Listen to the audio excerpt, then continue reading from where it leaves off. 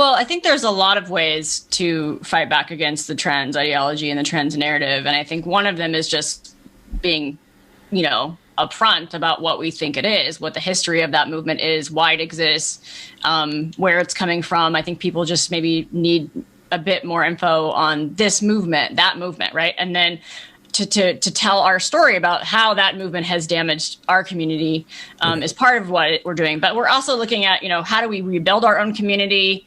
How do we support people in our community? I mean, just as a little example here, one of our members who almost, like I said, almost trans herself, was still kind of claiming to feel feelings of, dysphoria or whatever when we first started meeting. And that's now resolved after about, a little under a year of working with us, of being connected to other people who are homosexual and bisexual, having that connection resolves these issues magically. Can you believe that? For at least for people, in our population. So, I think that there's a lot of ways we can fight back. But I think at this point, pushing the ideas that we have around, and the facts, the historical history, I think is important for people to understand, because I think a lot of people have been very indoctrinated, whether it's medical counselors, teachers. I mean, they really push this whole narrative, right? So people go along with it. And what we really want to say is to all those people that have been supporting it because they think it's gay plus or gay 2.0, and that it's not. And we really want to give permission for people to just say no to this, because we now are in a position where our community really has to say no in order to kind of survive, right? To even have a community, we have to say no at this point. And so, but we want to say to straight people also can say no. And I think that's what that super straight movement was, that was symbolic of that people are starting to wake up, because most straight people don't really know about these issues. Like these parents who have their kid come home and go, I'm a boy. And the parents are like, what are you talking about? I mean, parents are completely blindsided. And so I think most straight people probably are. Most straight people probably don't know someone who's so-called, calls themselves trans, or, it's a pretty tiny little group of people that somehow have so much influence and power over society. But most people don't know any of these people. And they also don't know that very many gay people probably too, to even, kind of hear what's going on inside the community. But I think that some now, because there's this pressure for, straight men to sleep with, trans women. There's some of that pressure now that's kind of coming on to straight men. And so straight men are like, whoa, wait a minute, what's going on here, right? And that's good. I mean, that's good that people are waking up to this and the reality of it.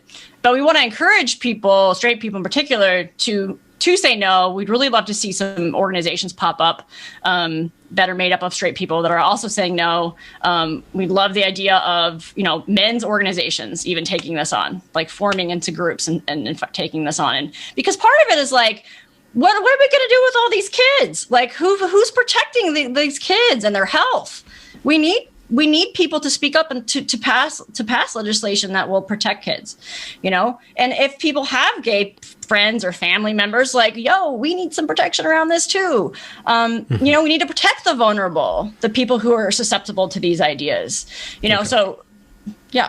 So, one of the main reasons we formed LGB Fight Back is it's an action to let people know that the LGBT is a forced teaming.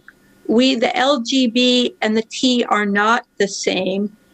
And people who are not involved in the LGB or T don't understand that they are not homophobic or any other kind of bigot for opposing a belief system that doesn't make any sense.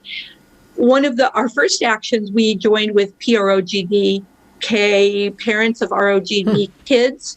I may have had it wrong. And because they needed our support in order to not be called homophobic and bigot. Because they're right not wing. Or right wing.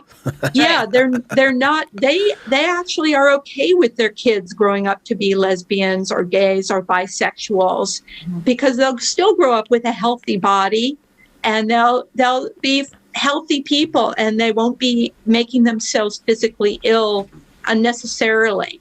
So we teamed with them to show that it's okay for straight people, for parents, for anybody to say, this is not gay 2.0, this is not gay plus, this is not a new way to be gay, this is an entirely different thing, and it's medical harm.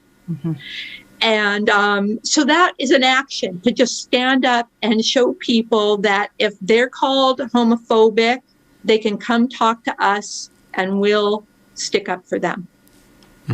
Nobody was saying that. And we saw that you know, even though our community is very colonized by these ideas, that there are some of us who aren't, you know, so many people will lose their livelihoods for standing up, and you know, we're going to take that risk.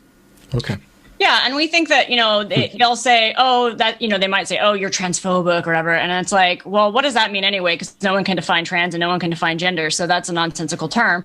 But also, you know, we think that the idea of transgenderism is homophobia. It essentially is rooted in homophobia. So transgenderism is woke homophobia. It's just progressive homophobia. Just take those homosexuals and bisexuals and turn them into fake straight people. So progressive, such a progressive solution to homophobia. I mean, like, we solve the homosexual problem by transing these people. I mean, this is essentially a modern day eugenics movement. That's what this is. So we're just calling it what it is.